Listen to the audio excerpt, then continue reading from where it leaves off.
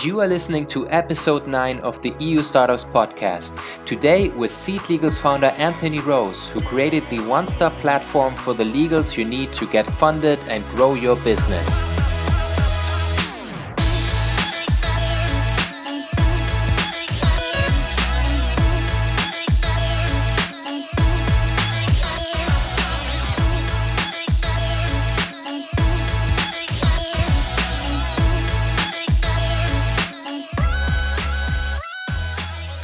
Hello everybody and welcome back to another episode of the EU Startups podcast. I hope you are all doing well despite the ongoing pandemic and despite the second wave of cases and lockdowns. Before we jump into today's interview with Anthony Rose, please let me say a big thank you to our sponsor. The EU Startups podcast is powered by ShareWorks by Morgan Stanley. Combining cutting-edge technology with outstanding client service, ShareWorks by Morgan Stanley provides solutions designed for the unique needs of startups. ShareWorks by Morgan Stanley simplifies the complexities of equity plan management, helps you engage with your employees, and provides your business with the tools it needs to comply with local and regulatory requirements. As an integrated platform, everything from HRIS integration to audit-ready financial reporting works together seamlessly for improved accuracy, collaboration, and decision-making. For more information, visit shareworks.com or check out the link in our show notes to schedule a free demo.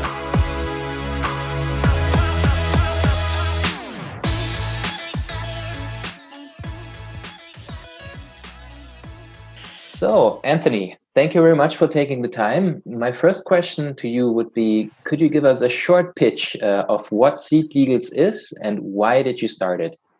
All right, so SeedLegals is the operating system for your startup. What that means is that if you're a startup, you've got endless numbers of contracts to do, legal questions, questions on investment, how you close a funding round. We want to be the one-stop platform for that.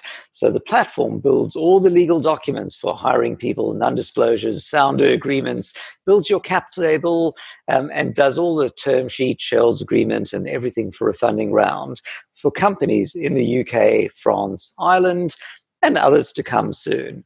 And importantly, and interestingly for me as a business, I'm not a law firm, but neither I'm the AWS of legals.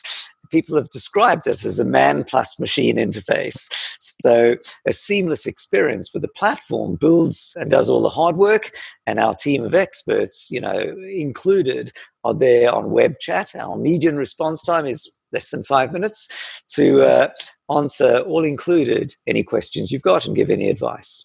Mm-hmm. And did you start it because you saw a pain point in your own personal experience, or what was the main driver why you started it? Yeah, so it's a great point. So, I've built and sold a few companies, invested in a few, and kind of didn't really think about it. And then a few years ago, I invested in 3 delightful students who were doing a social networking app. And one of them had written to me saying, that could I have a look at their pitch deck? I'd met this person. I wanted to hire him. He was a student. I couldn't hire him at the time. And now he was doing his own business.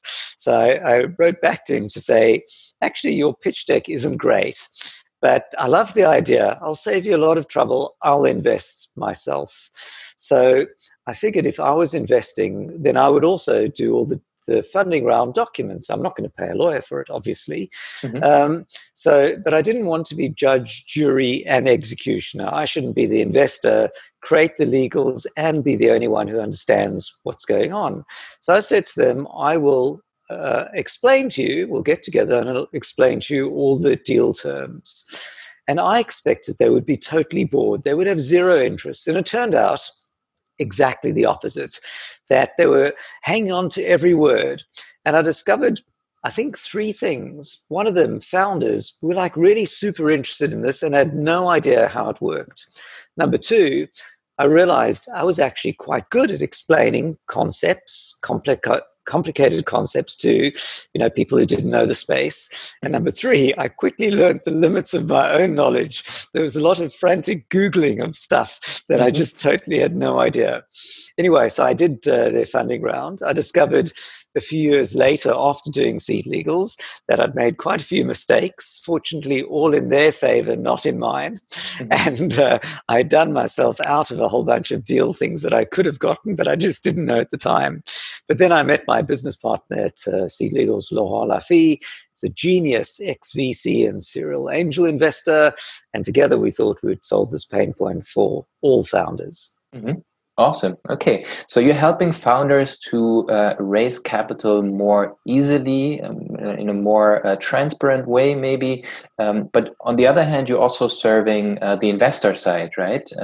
And what is SeedLegals offering to investors, and how do you make their life more easier?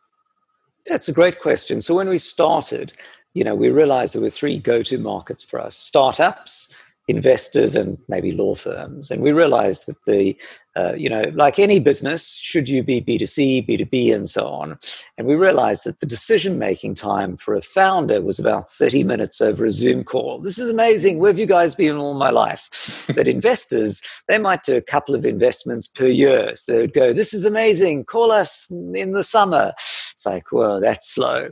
So we focused initially on the proposition for founders.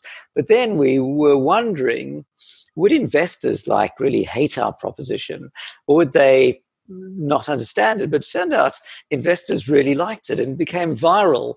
We'd get people emailing me personally going, hey, Anthony, I was an investor on a round. The platform made everything closed so much easier. Can you do a demo? So we thought, well, that's great. And now founders call us and say, my investor told me I have to use SeedLegals. So it's like, yes, that viral loop is working. But we then thought, can we take the next step and create a product for investors? And that's our newly launched Deal Manager product. Mhm. So I think one of the interesting things, VCs and funds, and this is maybe a problem space for all startups, how you break into larger companies that have always been doing things that way since 1945 or something. So no, Bob is our GC, he's been doing our funding rounds for the last 27 years. Mhm. We're not going to change. So I figured, how do you break into that? So what we figured as our starting point is something that just make it super easy to send your investment proposal to a startup. So instead of, it's Friday afternoon, you're trying to figure out, I need to either take out Word and create a complicated term sheet, but no, I can just go to SeedLegals, I've heard about this, and in minutes create an investment proposal, and then the whole thing can close on the platform, and the startup can see a very cool interface of the difference between the deal terms they are offering and the ones the investor wants. And as those close, then the round can complete. Mhm. So, both a simplified way of doing things, but also quite interesting in the future. Instead of trying to agree terms by looking at hundreds or thousands of words of legalese, can you agree kind of key deal terms in a sort of bullet point interface? And once that's agreed, then everything completes more easily after that. Mhm. Okay, so our readers come from across Europe, and not everyone might qualify to raise money through SeedLegals. Which markets are you currently serving? Which geographical markets? And can also international investors invest, let's say, in UK startups? Or how is this international cross-border deal making happening? Okay, great question. So for today, we support UK, French, and Irish law. So Hmm. companies in those countries can use SeedLegals, to create investment agreements and build their business. The investors can be anywhere. So Hmm. investors, it's always the jurisdiction of the company that is the one that applies. So if you're a German or Dutch or Swedish company, we can't help you on your funding rounds and so on yet. It's on our roadmap. But Hmm. there is one secret that not everyone knows, which is that in the UK, funding rounds, early stage rounds, companies raising less than, let's say, £500,000, 80% of it is angel investors getting what's called SEIS and EIS tax breaks on their investments. So if you're not in the UK and you're not familiar with this, the UK has one of the most vibrant startup ecosystems because of the tax benefits for individual angel investors. They can write off 50% of their investment as a tax break. But it's a little known secret that companies outside of the UK can offer this tax break to UK investors. So if you're a German, Swedish, US, wherever company, you can tap into the amazing UK investor market by offering UK investors that they can get their tax deductions even though you're not a UK company. And in order to do that, you have to register as a foreign entity in the UK. This costs nothing and takes a few hours on the UK Company House website. And you need to get what's called advance assurance to assure your investors that this will work. Anyway, we can help with all of this on SeedLegals. So I think that takes me to the last thing you mentioned, which is a sort of borderless component. So, TransferWise gives you borderless banking, but legals have always been very localized, French law, English law, German, whatever. But actually, when you think about funding rounds, everyone internationally always talks the same underlying concepts. What's my valuation? What's the dilution? Will you get invested a director seat? Will there be investor consent? So if you could normalize it in a set of simplified terms that could then be translated into different jurisdictions. And that's exactly what we've built and are building further on SeedLegals. So, I am in awe of it myself because I don't speak French, but I can go to a French company on SeedLegals. I can see all the deal terms in English, and then the platform will build everything in French jurisdiction, French law. But sometimes, depending on which documents, some documents are in English. Shareholders agreements are usually in English, but the company articles are in French because of the law.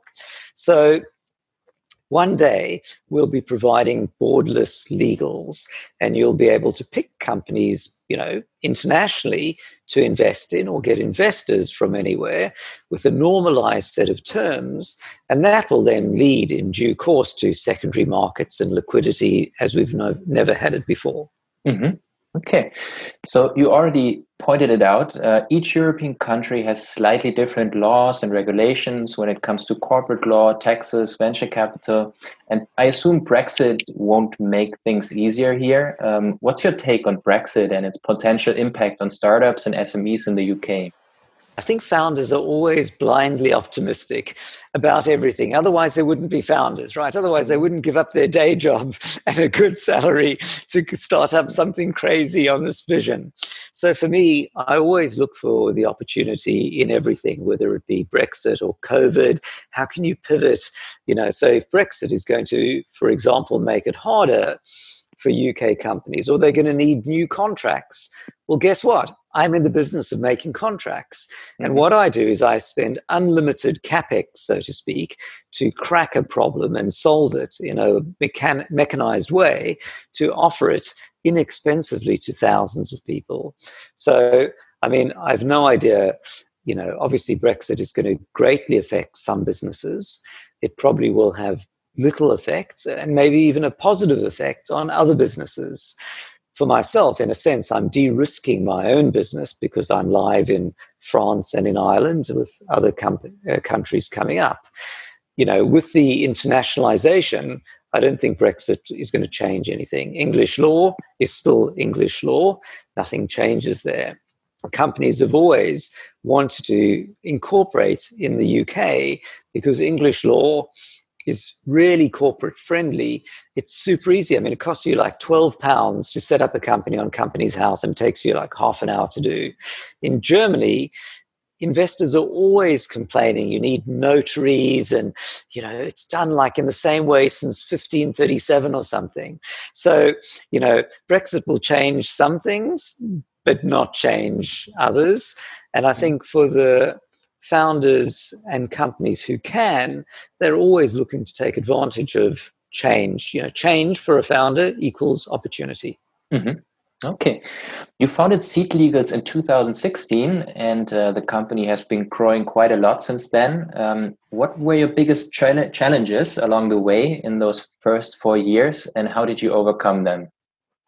Great question. So, I mean, I've done a few companies in my past, and I think, for a founder, depending on the founder and their background and what they're trying to do, I think what I call the proof point, what's the most difficult thing that you need to solve, and you need to validate that before you spend time on anything else. So, our problem spaces include: one, can I build it? Maybe it's technically complicated. Two, can I build a team? Obviously, you need to find other people to be in your journey. Can I find investment? Um, can I create a market opportunity that, find a space in a competitive market? So in our case, I mean, I knew that we could build it because I've built stuff before. I figured I could build a team. Between my business partner and I, we figured we could raise investment. Mhm. And we knew from talking to startups that they would want it. But what I didn't know is maybe lawyers or investors would refuse to use the platform. Or maybe, my goal was to, in the past, funding round or contracts are always custom created. But in order to mechanize that, you want to work out what's in common and create a simplified way, a templated way, in a sense, of figuring out what most people are looking to do, guide people to that, and help everything work more efficiently. But Mhm. what if it was the case that I'd have to ask you 1,000 questions? No one could ever use the platform. Or what if investors would refuse? They would say, no, no, no, we have to use a law firm. So for me, the proof points, and actually to come to the answer to your question, the difficult thing was all about um, not whether people would use it, but that the ecosystem would accept it. Mhm. And I should say, by the way, when I talk to founders and I look at their pitch decks and so on, I think that's something people often ignore. I think particularly when you're in a market that has entrenched existing players, so for example, property or banking or something, you may have customers who might want it, but it may turn out you have to do deals with some of the incumbents, otherwise you'll just never find users and so on. That Mhm. wasn't the problem we faced. But anyway, I was delighted that not only did investors accept it, but they embraced it. Mhm. So I think that was the one thing. I think these days, I'm honored that we've got a fab team, that business is growing. We're 60 people now. Mhm. Maybe the next challenge that you have is, if your vision was to disrupt an existing space, the question is, how do you continue to be suitably disruptive yourself? On the one hand, if you just sit there polishing beautifully what you've built so far, you're going to wake up one day and discover that someone's out disrupted you. So in the same way, we've disrupted law firms. We have a beautiful machine interface that builds things in seconds that humans take days or weeks to do. What if one day we wake up and it turns out nobody's doing these kind of funding rounds because everyone's moved to, smart contracts on the blockchain, and we building contracts for like the last age. We're Mhm. dinosaurs. So on the other hand, founders can often be tempted to get too far ahead of themselves and start wasting money on stupid stuff. And a great example for me is Snap with their Mhm. idiotic glasses. I mean, they've got a social network. What made them think that people are going to vending machines to buy, augmented reality glasses? I Mhm. mean, it was fun. When you've raised billions, you can spend money on random stuff. And it should have stayed as, a little experiment, but they made far too much of it. And I think it was kind of, losing the plot. There's a saying, jump the shark. Mhm. That's when you cross over from a sensible set of things to something crazy. So for me, I suppose the biggest challenge that, as a company and personally and with my business partner we have on a daily basis is, how do you figure the same set of things to do between gently growing the business, which ultimately is going to be problematic versus wasting your time on crazy flights of fancy that just suck up time, resource, and money, and confuse everyone. This I don't know the answer to. Okay.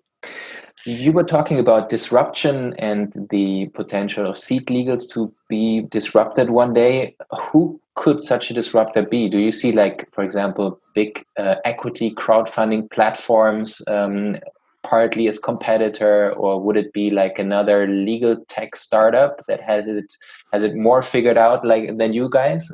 Who could disrupt you? Firstly, in my previous startups, I always worried that Facebook, Twitter, whoever was going to, disrupt my business and offer my entire business as like a new feature on their platform. And it turns out they never did.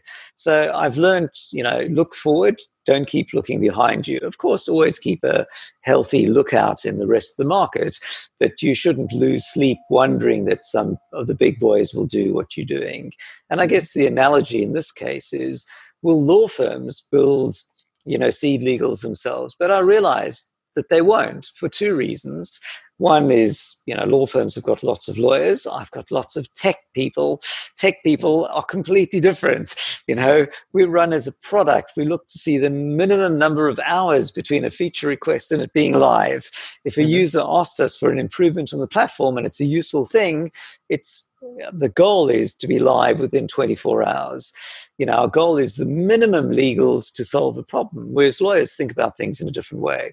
But I must say, I've been really surprised that, over the 3 years we've been in business, I've never seen somebody starting another SeedLegals of something. I think that most legal tech companies are started by lawyers who are probably bored with doing the same thing again and again at law firms, and they look to create solutions for law firms. My goal is to create solutions for consumers, kind of a B2C. My consumer is another startup. So I think actually my not being a lawyer, I'm not the lawyer, we employ lawyers, but my not being a lawyer and my business partner not being a lawyer are actually really important. In a sense, we're naive to the space. And so we just think about maybe it's like, the Tesla guys, they never used to make cars. So they're not trying to preserve a history of 100 years of car making. They just go, what's the best way to get you from A to B? Let's rethink it. Yeah. And you probably also better understand the pain points of founders and investors better than lawyers, right? Yeah, and I must say, I think, a law firm, its goal is to create legal documents. My goal is to try and understand the problem space. And it turns out the solution, of course, involves some legal documents, but that turns out to be only a small fraction of it. A lot of it is the workflow, showing you the things to do, the data to show you actually 10% of the time you would select this. And if your investor asks for this, use this to push back. Because otherwise, what's interesting, I think when you've got technology, it can also create a network effect where one didn't exist before. So for hundreds of years, people have gone to lawyers, and each deal has been an island, as if no other deal had been made before. But because we've got a platform with normalized terms, we can see trends, we can feed back that information. We can show you the percent of rounds that decreased when COVID hit, or, interestingly, that we've seen recently, we still need to run the stats on it, is that it seems that, I asked our data team, are companies stopping hiring because of COVID? And it turns out there seems to have been some reduction, but it's picked up again. But what we noticed, and I'm not sure it's statistically valid yet, I need to do more work, but it seems that companies are continuing to hire core competency, in other words, tech, design, UX, product people, but less hiring marketing and customer support. And actually the core competency salaries are going up and the marketing and support are going down, which seems to me to suggest that companies are going, okay, business is down, but what we're going to do is we figure things will pick up again. We're going to focus our time on building more products. And so when good times are back again, then we will, have an improved product and ready to go. I think, by the way, that strategy is a good one if you think good times will be back again soon. Mm-hmm. But actually, I'm wondering, I think COVID's going to be around for yonks, for Mm-hmm. ages. So my assumption is that it's going to be what I call continuous partial lockdown. As we have today, it goes up and goes down for Mm-hmm. the next year. So you should be assuming that whatever your business is like today, it's going to be the same for the next year. I mean, it could be less, it could be more, but that's my working assumption, which means that, if your strategy was, I'll cut sales and marketing expenses to build more product, that only works if you can survive for a year or more. If you can't, maybe it's the wrong strategy, and maybe you should be, in fact, working harder to sell what you've got rather than making something for the future. Mm-hmm. Okay, you already pointed it out a bit there. So you saw a decrease in funding rounds and funding amounts since COVID started, yeah? Right. So that was very interesting. So, I mean, we saw press reports that investors were screwing founders on Mm.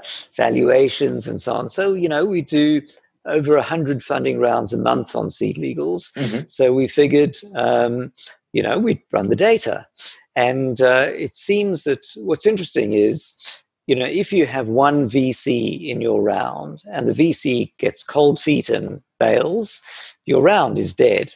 But if Mm-hmm. you have a dozen angel investors and three of them disappear, no problem. You can just raise 30% less. Mm-hmm. So what we found is by looking at the number of investors on term sheets, signing term sheets, and the number of investors in a round, we found that the number decreased by 30% when COVID hit.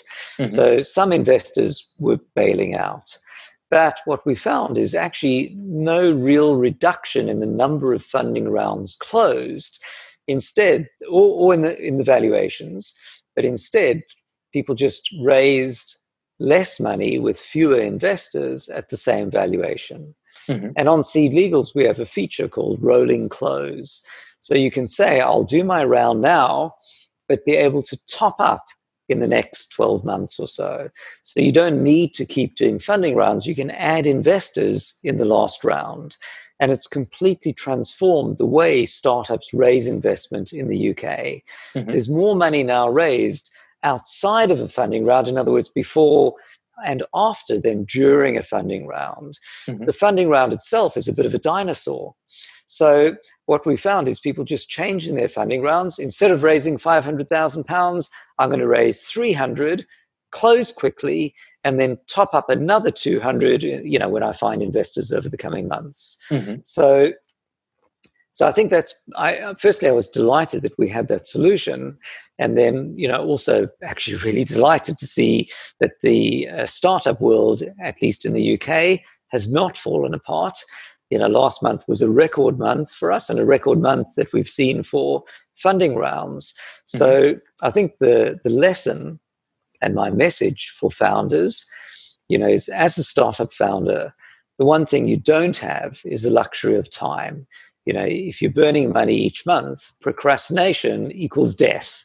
Mm-hmm. So you just cannot procrastinate. And when COVID arrived, we all thought, well, is it here for 2 weeks? Is it for a month? But I mean, it's clear it's here for longer than the lifetime of most startups. Mm-hmm. So you should just act as if this is the new normal, waiting for it to end. For anyone who sat there waiting, whether it be a founder or an investor, it was obviously a terrible decision because you've just had to stop waiting, because waiting, you'd be old and gray before things came back again. Mm-hmm. So, the message is pivot your business to take advantage as much as you can of COVID, reduce your costs if necessary, make sure your pitch deck is not just acknowledging COVID, but embracing it. You're going to show investors how your business is leveraging this opportunity, whether it be from work from home or your customers at home, or you have an advantage over the existing players in the market, whatever it might be, or you're reinventing your business. So again, if I look at a slide deck these days and I see many, many pitch decks, some of them just don't mention COVID. It's like pretends it doesn't exist. But I think that's wrong. Some of them have got a little mention on one slide, reduced for COVID. I think it should be, like when you have a sale, end of year sale. I mean, don't go crazy because COVID isn't pleasant, but, um, uh, business plan updated, to take advantage of COVID, opportunity increases because of COVID, switch to this plan because of COVID. So you're going to show me that you, more than anyone else, if I'm the investor, are embracing the opportunity, and your business is going to be more investable than others as a result. Mm-hmm. Okay, speaking of opportunities at the future, what are the next milestones for SeedLegals, and where do you see your company in like 3 years from now in terms of size, market reach, and impact? That's a great point. So sort of the easiest metric, I suppose, in a sense, is the number of people in your business. But you don't aim as a business to just have more people unless your goal is to stimulate the economy. Your goal is to have more customers and have whatever your mission was, change the world to be more advanced on that. So, I mean, we're probably twice the number of people now that we were at the beginning of the year. I would expect in a year's time, we're probably twice the number again. We're hiring 1 or 2 people a week at the moment. So, as a founder, of course, your challenge is, the way a company's run with 20 people is different to 60, is different to 200. I've no idea what the future will be there. But in terms of our mission is to be, the operating system of your business, the 24/7 platform that companies everywhere can run their business on. So for us, we started with, startups in the UK. Our next one will be SMEs, small, medium-sized, steady state, larger businesses running their companies on our platform, and then doing that globally. And then looking to create more on the investor side. Can we create secondary markets? We haven't said we will yet, but think about that. How can we bring that liquidity to markets? How can we leverage the data? How can we help people get their return on their investment more efficiently?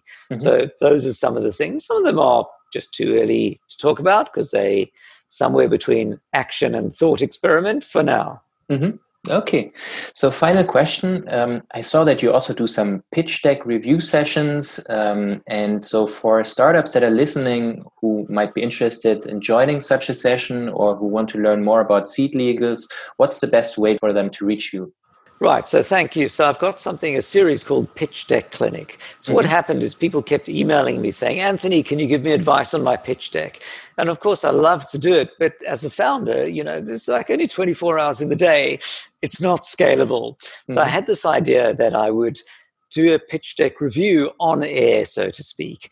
So so that the founder could benefit, but everyone could benefit. And my thought was, there are endless numbers of articles on how to create a great pitch deck, but they're mostly kind of useless because, who cares what Uber's pitch deck is? It's totally irrelevant. There was only one slide in Uber's pitch deck which was useful, which was the growth slide, and people spent, invested billions.